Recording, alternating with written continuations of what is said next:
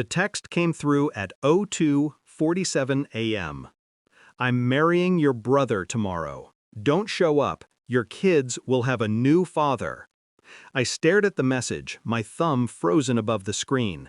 4 deployments, 12 years of marriage. And that's how it ended? 12 words sent across a glowing phone screen. I didn't reply right away. I just sat there in my rental, half unpacked, half alive. The room was dark, except for the light from the TV, muted news coverage of some senator's scandal. I almost laughed at the irony. Then I typed 3 words. Congratulations to both. And made one call. 18 hours later, my phone showed 31 missed calls. The last one was from Tom, my brother. His voicemail was shaky, desperate. "Dude, this is unfair. You can't do that to us. Please, call me back." I didn't, because by the time that message reached me, the papers had already hit. Back when we were kids, Tom was the golden one. Charming, reckless, the kind of man who could smile his way out of anything. He borrowed my truck, my tools, my trust, and somewhere along the line, he borrowed my wife, too. I met her during my first deployment leave, Emma, a nurse with quiet eyes and a laugh that made you forget where you were. I thought she was the calm after years of chaos. We built a life out of long-distance calls and reunion weekends. But war changes pace. Love does too. By my 3rd deployment, her calls grew shorter.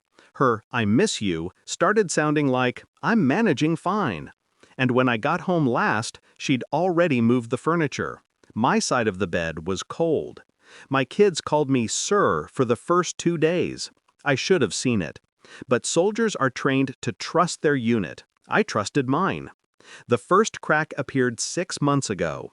Tom accidentally sent a text meant for her. Just a location pin and 2 words. Same place? When I asked, he said it was for a client meeting. I didn't press. I learned more in silence than I ever did asking questions. I started watching. Not stalking, studying. Patterns, habits. Her laughter shifted tone. Her phone was never face up. The kids mentioned Uncle Tom at dinner more than me. By the time deployment ended, the evidence was solid enough to build a case and a strategy. I didn't yell, didn't break things, didn't drink.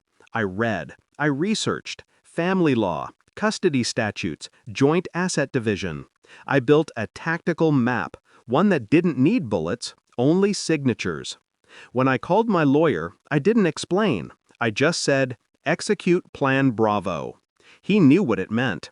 I'd set it up months before, just in case. Power of attorney, financial clauses, custody contingencies, every contingency for a betrayal I hoped would never happen. He filed everything: divorce, sole custody, asset freeze, full house ownership transfer under the Soldiers Relief Act.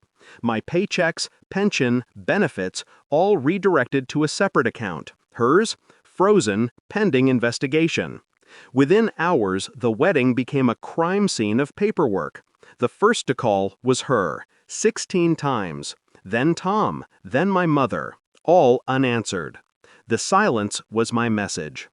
2 days later, Tom showed up at my driveway, still in his suit, tie loose, hair sweaty.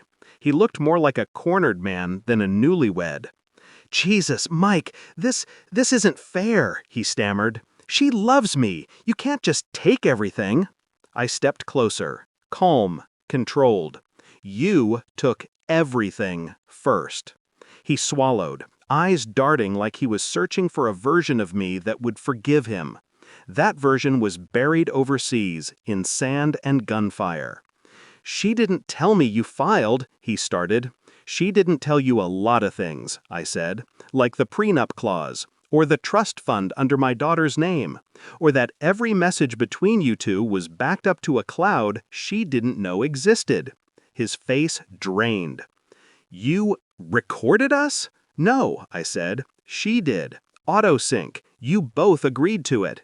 He looked like he'd been shot without hearing the gun. I didn't shout. I just handed him a small folder, the court order. "You've got 48 hours to vacate the property." The house was mine before it was hers. And the kids? They're staying with me. Enjoy the honeymoon suite. Then I turned around and closed the door. That night, I stood in my backyard watching the sprinklers hiss against the dark grass. The air smelled like rain and gasoline, a clean burn, an ending. My phone buzzed one last time. A message from Emma. "You destroyed us." I typed, "No, you did," then deleted it. Silence said enough. It's strange. Revenge doesn't feel like victory. It feels like clarity. Like finally seeing people for who they really are. Tom took my wife. She took my peace. I took everything else. And when the dust settled, all I felt was calm. Some wars are fought overseas. Others are fought at home, with quieter weapons.